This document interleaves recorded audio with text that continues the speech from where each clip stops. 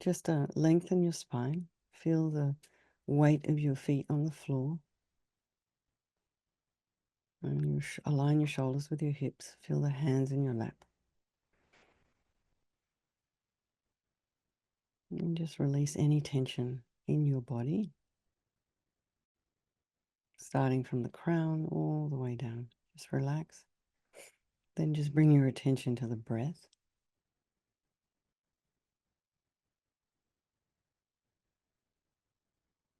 And you can just, think about motivating to do this practice for all those people of our life, and by extension, all sentient beings.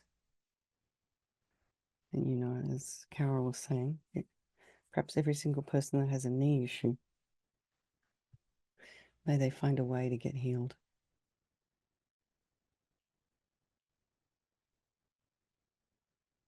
So, of course, Carol, you may know that Rinpoche's sister Anila up in Laudo, where I'm going in about 3 weeks, has had chronic knee issues for, decades, and is in quite a lot of pain, but it's so difficult to organize operations up there. So maybe we can dedicate today's practice for her as well. Okay. So, these analytical meditations we do, we're just really thinking. And the function of analysis or analytical meditation in the context of Buddhism is really to help us kind of understand some of our own mistaken attitudes and to try and cut through them. Some of these ideas that we have that cause us unhappiness and dissatisfaction. So how we experience life quite often depends on how we think and feel about things.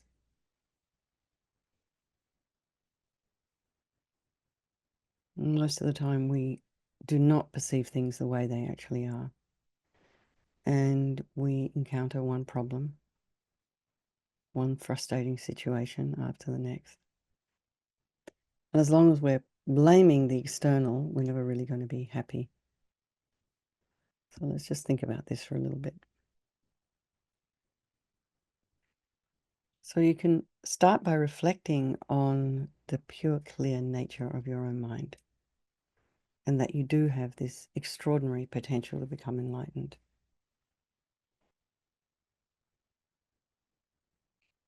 And all this other stuff we have on top, dissatisfaction, anger, bitterness, grudges, all these kind of different kinds of ignorance,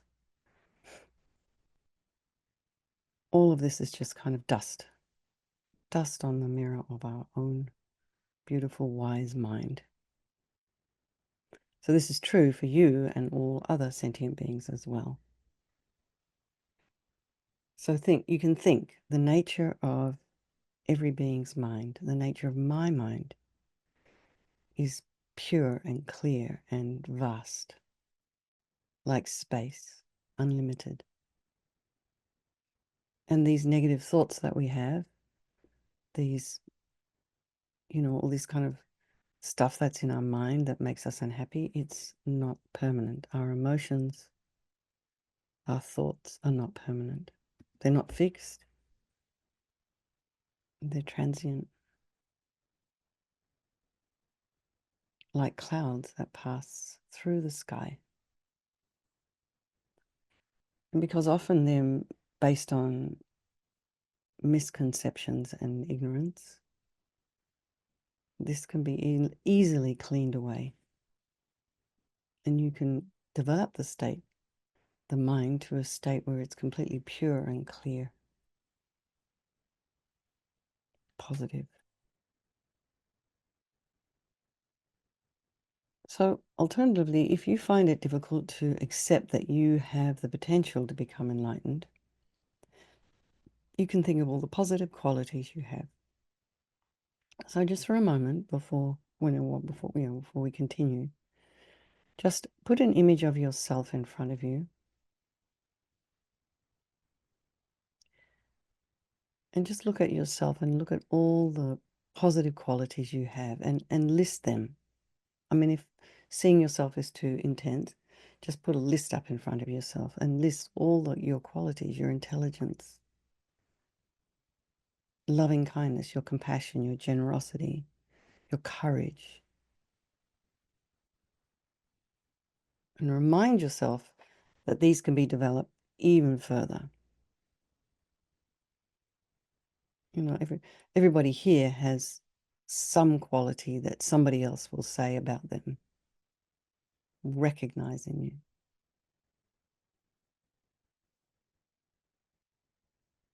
And you can use your life to bring benefit and happiness to others. So maybe start by feeling really delighted about the potential that lies within you. So try and have that as a point of inspiration. They have these sayings here. You got this. You can do it.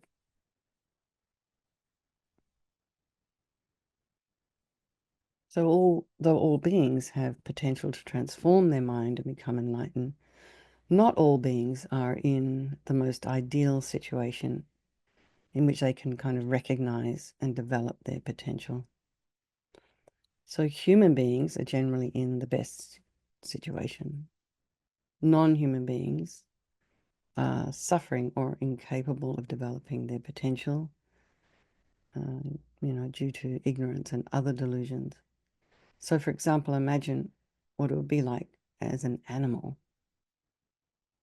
So animals in the wild don't have anyone to care for them. So, for example, that little hummingbird the other day that kind of flew to the bird feeder was looking for something. It was like 90 or 100 degrees up here. It was really hot. And it was hanging upside down with its beak wide open. So, of course, I didn't want to frighten it. So I waited a minute and it disappeared. So I went outside and it had fallen on the ground in the hot sun, just panting. So I put it in a little container with tissue, and then I lifted the tissue up and it just flew off. So the only thing that I could do was I called the animal, the wild animal rescue people here, and they just said, if you can catch it again, bring it in. And they could take care of it. But meanwhile, it's just flying around, not feeling very well. So who's going to take care of it? Like, the other birds don't have the ability to do that. And then if it falls on the ground again, it's prey to cats or any other animal. And they're in constant fear for their lives, which is why it flew off. I was actually trying to help it. Domestic animals are a little bit better off, but they lack freedom. And they're often killed for meat or fur or other products. And all animals, even the most intelligent, have extremely limited mental capacities. And they're not really able to develop themselves intellectually or spiritually. They can't read, for example. So just think about that. I mean, of course, you've probably all seen on social media these dogs, sometimes now cats, that are being taught to communicate with their kind of owners through buttons. So I was talking to um, my landlady, Christine, about her dog, because her dog's phenomenally intelligent. I'd love to know what she's thinking, but they can't even get her to shake hands, so probably wouldn't be able to get it to use a button. But it's very limited how you can communicate with dogs this way. But it's one way of getting a window into their mind. But still, they can't sit down and study Dharma.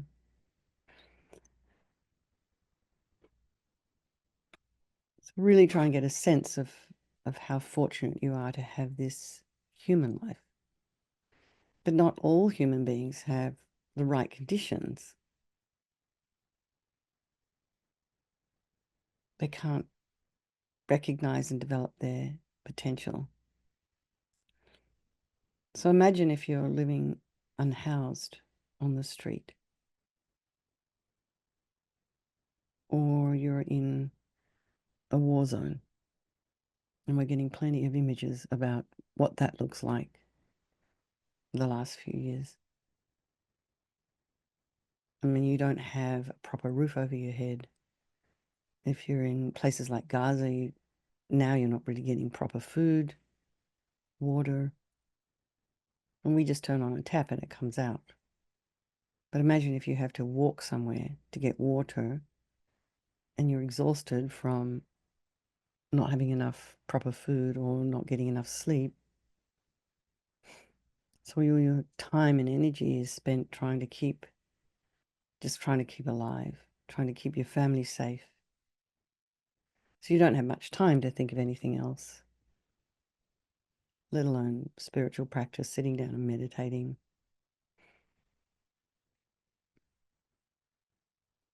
So you might have maybe perhaps a severe mental disability or an illness that makes it difficult for you to understand the teachings, your mind's potential, and how to develop it.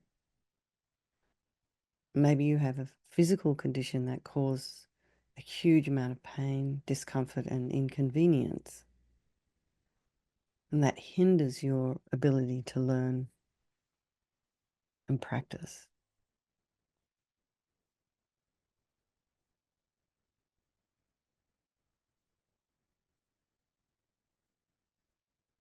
And some people don't have access to any kind of spiritual teachings that might explain how much potential you have and how you can develop it. So imagine you spend all your life in a small, tiny little village, or very remote. Maybe you don't even have internet.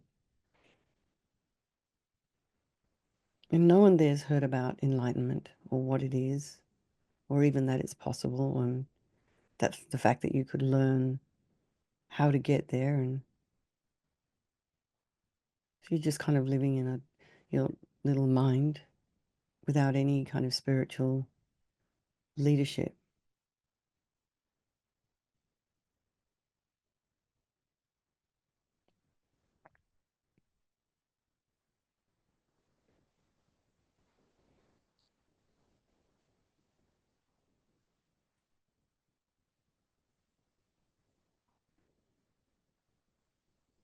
And other people might be aware of their potential and really sincerely wish to practice. They want to develop their mind, but other people prevent them from doing so.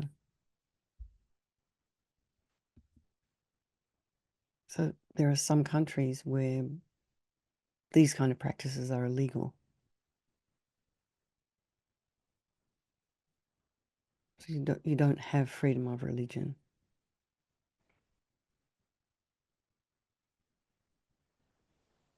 You don't have the freedom to practice the way you wish to practice. Others face really strong objections from their parents, from their friends, from their, spouses or partners, or even their children. So imagine if you're in that kind of situation, how difficult it would be to practice. You have to do everything secretly. So really imagine the freedom you have. Try and recognize the freedom we have here. No one's bothering us really. We just can get online.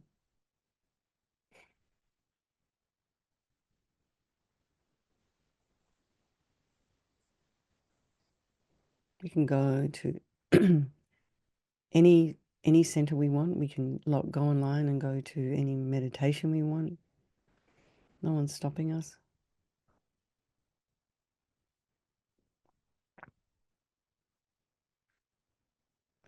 And there's many people who are, physically and mentally healthy, and they're materially well off, and they're not living in a war zone, and they have plenty of freedom and opportunity to learn spiritual teachings. They're just not interested. Their interest lies somewhere else. Maybe they want to accumulate wealth or property, do business deals, or they need things. They want to acquire lots of worldly knowledge and skills. Maybe they're just caught up watching social media or playing computer games.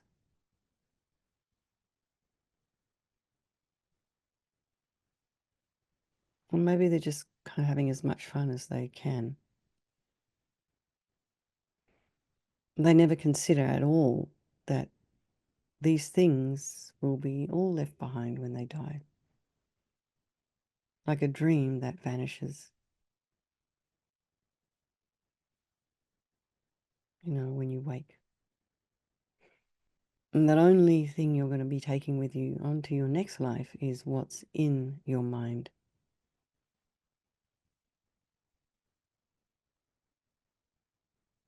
So really what we put in our mind should be precious.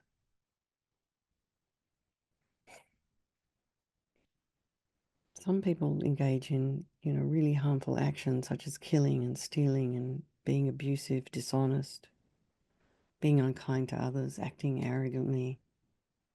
And they don't realize that these actions are causing suffering to other people. They're acting so entitled, they don't really care. And they're also causing suffering to themselves. They're also creating obstacles to discovering their own true potential. So also recognize how fortunate you are to be interested in enlightenment and a spiritual path and to use your life meaningfully, to think about benefiting others and yourself.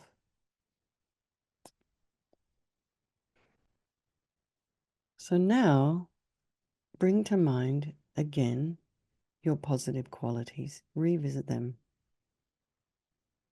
Those qualities you recognized in yourself at the beginning of the session.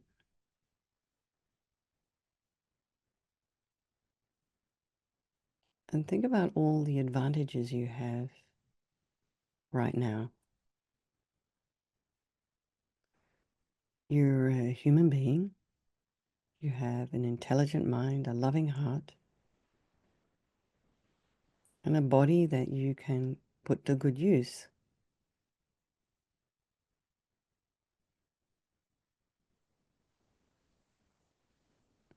And think about your support network, the people around you who care about you and support you, your family, your friends, these little groups that we have here, our little meditation sessions. Everyone in here is very supportive of each other. Maybe you have a spiritual teacher. Maybe you have opportunities to pursue your own creative interests, your intellectual interests, your social interests. And you have opportunities to develop yourself spiritually. And pretty much everyone here in the West has a fairly good standard of living. And it always amazes me, when I go to Kathmandu, although my friend Venerable Senla, who's still here, tells me that there's a minister there that's starting to clean up the air, the environment there. But we have so many more cars here in the Bay Area than they do in Kathmandu. And the air is clean. Our water is clean. We can drink it safely out of the tap. And we can pretty much be guaranteed that the food we eat is also clean. We don't have to think terribly much to go about our day, because we're living in an environment in a country, or where things are working and where things are clean.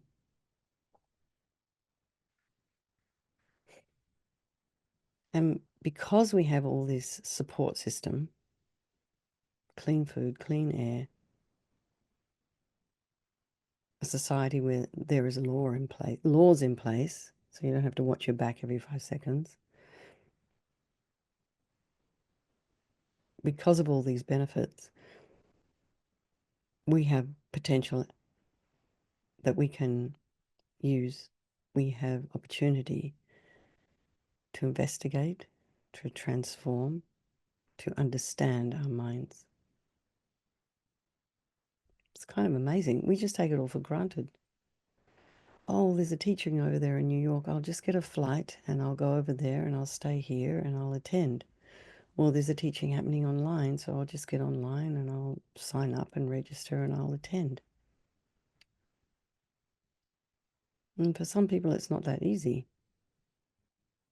So even if your life doesn't afford as much freedom and comfort as you would like, and even if you have to live with some very difficult challenges and problems, no matter where you are and what conditions you live in, you can always work on your mind.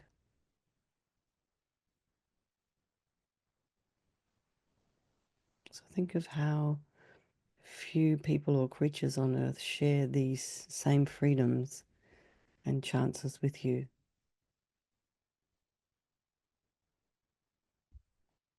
I mean, even for some of us around here, you just have to go a couple of miles to a different area than you're living in, and you might find rows and rows of unhoused people maybe living in their car, and how difficult that might be for them, or living in tents.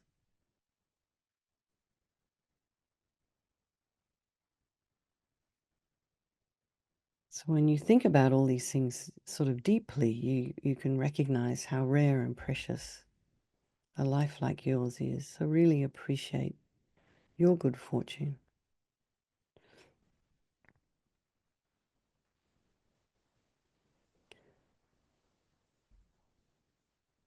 So once we start to recognize all the disadvantages that we're free of, and all the advantages we actually enjoy, we can then decide how best to use all these precious opportunities we have. You can think of all the possibilities that are open to you in terms of work and travel, enjoyment, study.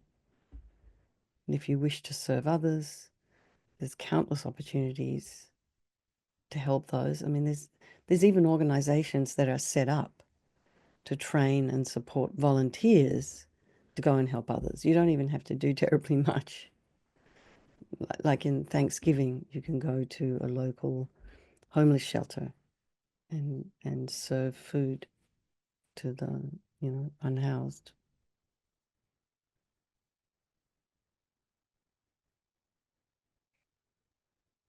But the most beneficial thing you can do for yourself and for your family and your friends is to develop yourself spiritually. And what I mean by that is to overcome the negative aspects of your mind and increase the positive and actualize your potential for enlightenment. So there's considerable limitations of a lifestyle that's geared solely to materialistic gain. And think of the insignificance of fame. And think of how many people, it's been so public in this country, how many people at one point were, when I talk about America, I'm sure it's the same in other countries, so many people were sort of super famous and everyone looked up to them. You can think of maybe there's a few. And then all of a sudden, something happened, someone made a complaint. And then all of a sudden, they're not that good famous guy anymore. They had a downfall.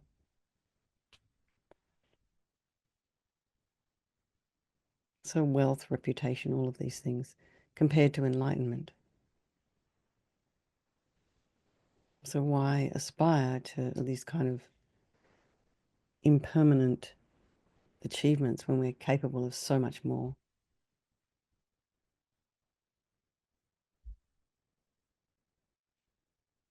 So see if you can really, just as you go about your day to day, see if you can really feel a sense of joy and appreciation for this incredible situation you have.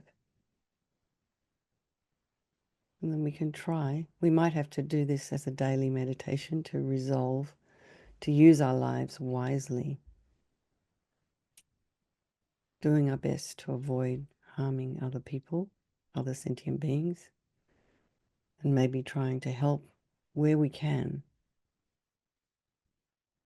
And then try, instead of developing anger and bitterness and grudges, maybe instead we try and develop love and compassion and wisdom and all our other positive qualities that kind of help support us to actualize our own highest potential.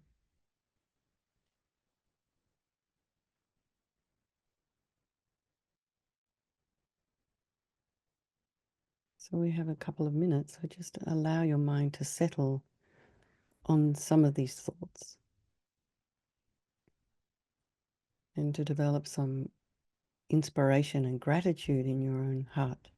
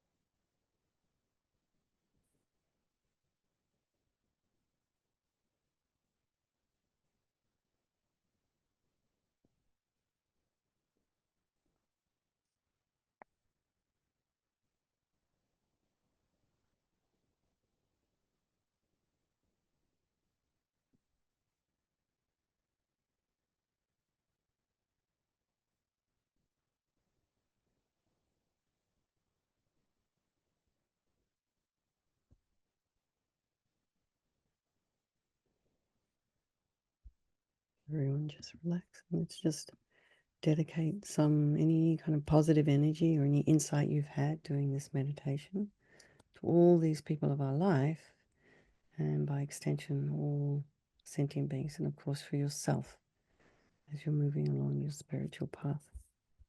I see a note here. Okay, that's it. All right. Lots of love, everybody. I'll see some of you this evening. Mary, thank you so much for hosting, and I'll see you all later. Okay. All right. Have a beautiful day, everybody. Thank you. Thank Bye. you.